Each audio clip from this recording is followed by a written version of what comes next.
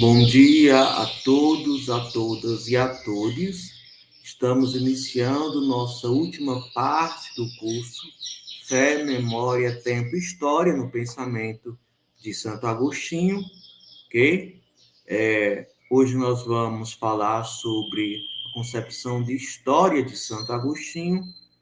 Já falamos sobre um pouco sobre a biografia de Santo Agostinho, sobre a relação fé e filosofia, sobre alguns elementos da concepção de Deus de Santo Agostinho, sobre a relação tempo e memória, e vamos hoje tratar sobre a concepção de história de Santo Agostinho. Veja, um texto importante para você compreender essa concepção de história seria A Cidade de Deus. Por mais que seja um texto, né, um livro apologético, vem tratar para a gente essa concepção de história que o Agostinho tem, ligado à sua concepção de tempo linear, um tempo que é passado, presente e futuro. Ok?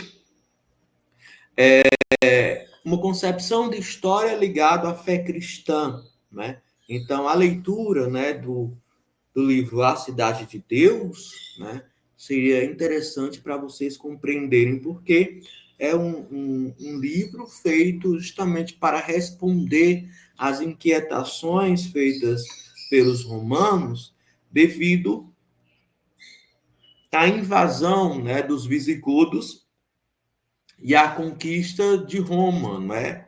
Logicamente, a crise do Império Romano, a decaída de Roma, a queda de Roma, né? E como os cristãos deveriam se comportar, né, naquela situação.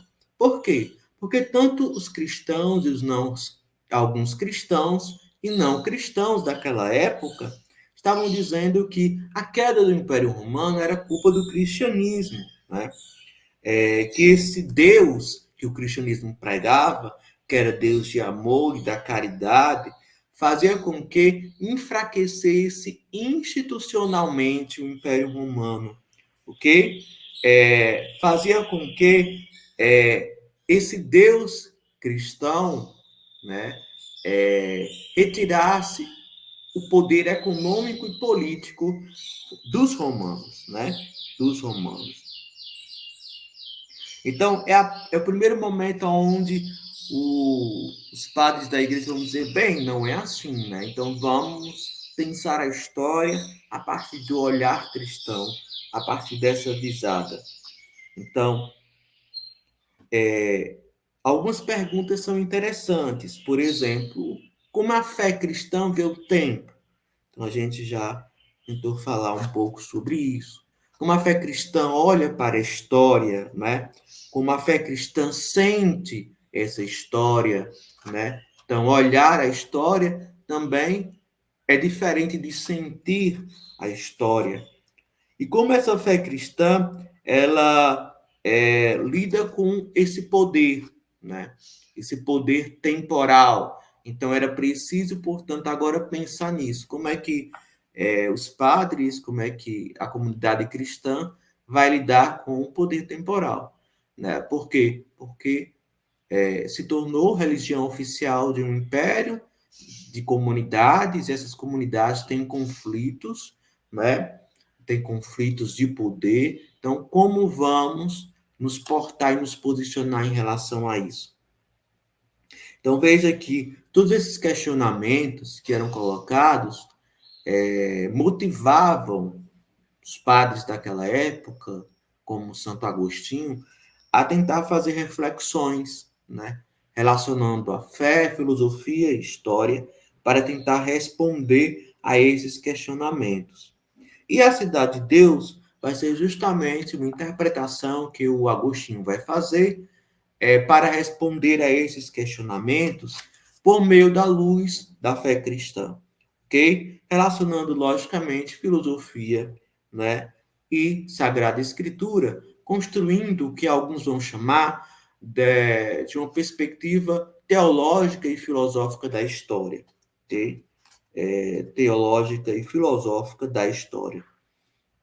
Pensando que a história humana é a história da salvação dos homens, né? Então, o futuro, a espera é a salvação, né? Então, é uma história que tem começo, meio e fim, né? E, logicamente, essa história da salvação, nós vivenciamos, né? Aqueles que são cristãos, dentro da própria ritualidade do cristianismo, que sempre aponta esse futuro, que é a salvação dos homens, né? A salvação dos homens. Então, veja que, olha a virada, não é? O futuro, né? A história não é mais movida pela glória terrena, a glória dos heróis, a glória do homem, né? Mas o seu foco agora é a sua salvação, a salvação da alma, é o elemento da eternidade, é o céu. Então, não queira esperar construir, né, por meio de sua história, fortuna e glória terrena, porque o que importa para você é justamente a salvação. Então, se muda aí o sentido da existência das pessoas. E a mudança desse sentido da existência das pessoas faz com que elas compreendam, não é? E, de certa forma, é um alívio, né, psicológico para seus questionamentos, porque temporalmente estavam perdendo, né? Ficando pobres, né? Perdendo a glória, o status familiar, e os padres vão dizer, olha, mas isso não importa, né? O que importa é a salvação, né? Toda a sua história, toda a sua trajetória deve ser construída para esse objetivo, para esta finalidade. Então, veja que essa mudança não é apenas uma mudança racional, mas é psicológica, né? É de mentalidade de vida. E o Agostinho ele vai ser uns que vão defender isso. Isso vai ser muito, muito forte, vai ser incorporado de uma forma muito mais potente durante todo o período que nós chamamos de Idade Média, não é? De Idade Média, onde as pessoas de fato vão viver pensando nessa salvação e que toda a sua vida é movida para essa finalidade, ok? Então, para essa finalidade.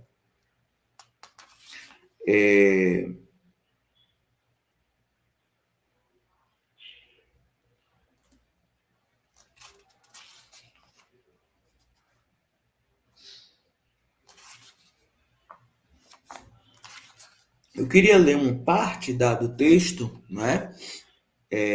Do texto da Cidade de Deus, de Santo Agostinho, só para vocês terem um gostinho e buscarem, né? Vocês podem abaixar o texto, né? Eu acho que tem gratuito para vocês baixarem. Também tem edições mais em conta que também vocês podem comprar, ok? Então vejamos um pedacinho dessa obra. A gloriosa cidade de Deus prossegue em seu peregrinar através da impiedade dos tempos, vivendo cá embaixo pela fé e com paciência espera a firmeza da mansão eterna, enquanto a justiça não se converte em juiz, o que há de conseguir por completo depois, na vitória final e perfeita paz. Nesta obra que estou escrevendo conforme promessa minha, e te dedico, caríssimo filho Marcelino, empreendo defendê-la contra esses homens que a seu divino fundador preferem as divindades. Trata-se de um trabalho imenso e árduo, mas conto com o auxílio de Deus. Não ignoro o esforço necessário para convencer os soberbos de todo o poderio da humildade. A humildade faz a cicitude concedida pela divina graça, não usurpada pelo orgulho humano, transcender a todas as culminâncias do mundo, volúveis joguetes do tempo. O rei e fundador de tal cidade revelou ao seu povo esta norma da suprema lei. Deus resiste aos soberbos e concede a graça aos humildes. A alma inflamada de presunçosos orgulho aproxima-se, porém, desse atributo soberano e deleita-se neste elogio. Perdoar os vencidos, reprimir os soberbos. Falarei, pois, da cidade terrena, senhora dos povos escravos, e por sua vez domina pela paixão de dominar. E coisa alguma calarei do que a razão determinante deste escrito pede e minha inteligência permite. Então, vejamos como, nessa escrita dele, ele contrapõe a cidade de Deus e a cidade terrena, uma cidade de Deus que você conduz à paz, ao amor, à felicidade, à salvação, ok? Uma cidade terrena movida pela ganância, pelo orgulho, pela soberba, né? Pelo desejo de dominar temporalmente o outro, né? Então, veja que ele está dizendo: olha, essa cidade terrena, nós vivemos nela, mas a nossa finalidade é a cidade divina, não é? A cidade divina.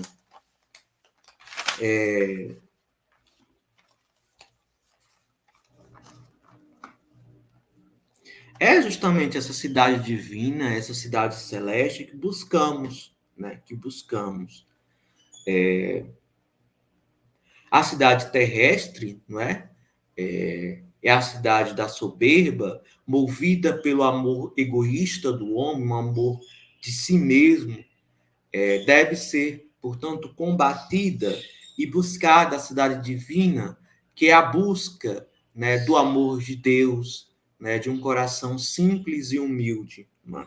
E, logicamente, se faz uma comparação, o Agostinho, entre a cidade terrena e a cidade divina com Caim e Abel, né? Aquele que buscou a glória terrena e aquele que buscou a glória, né, de Deus, aquele que amou a Deus, amou a justiça, a verdade, e aquele que buscou o seu amor próprio, buscou a ganância, buscou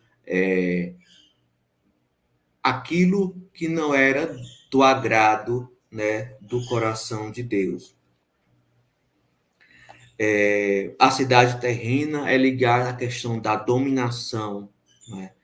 Já a cidade celeste é dominada pela perspectiva do peregrinar, né? Ou seja, você não domina o outro, mas você, junto com o outro, peregrina junto para um bem maior, né? Então, a relação se dá não de superioridade, dominação na cidade celeste, mas de irmandade, né?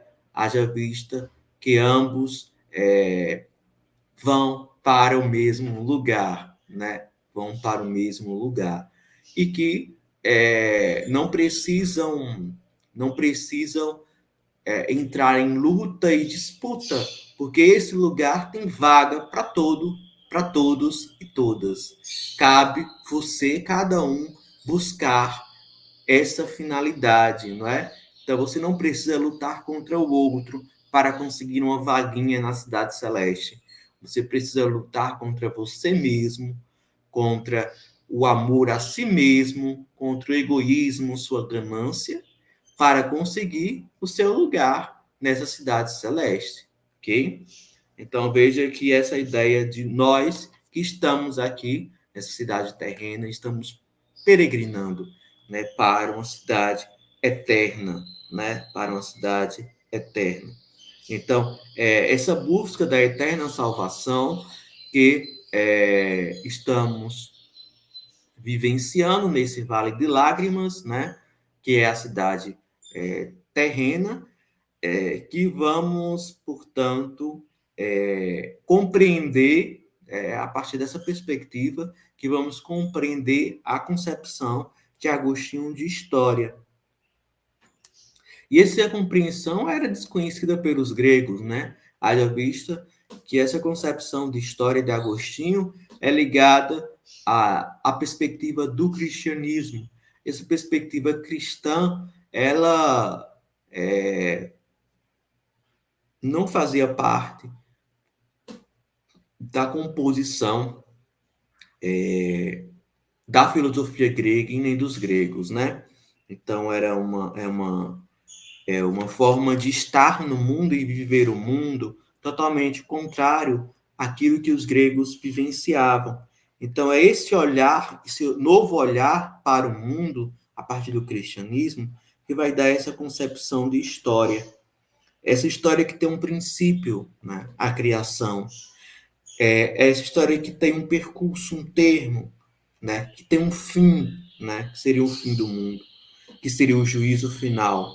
Que, logicamente, no juízo final seria a questão da ressurreição de todos nós que vamos ressuscitar em Cristo. Então, esses três momentos, né? Passado, presente e futuro, eles marcam, né, esse percurso do peregrinar do homem, ok? Do peregrinar do homem.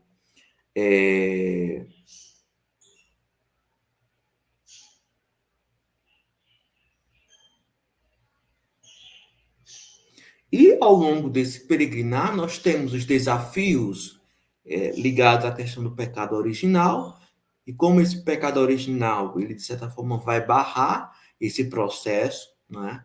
E como temos que superar esses elementos para conseguir, né, ter mais expectativa e esperar, né, a vinda do Salvador, esperar essa salvação, ok? E como a igreja ela pode nos ajudar nesse processo. Okay? Então, para Agostinho, ele vai dizer, olha, tá, cada um tem um lugar lá, né? Você não precisa lutar contra o irmão para conseguir o seu lugar, mas juntos somos mais fortes, né? Mas enquanto comunidade, enquanto comunidade de fé, enquanto igreja, nós podemos, né, por meio das nossas experiências, né, coletivas e pessoais, contribuir para que cada um, em seu processo espiritual, consiga chegar à cidade celeste, à cidade divina. Logicamente, a ressurreição, né? A ressurreição e a, a felicidade eterna, que seria justamente estar presente e olhar face a face o Criador, né? O Criador.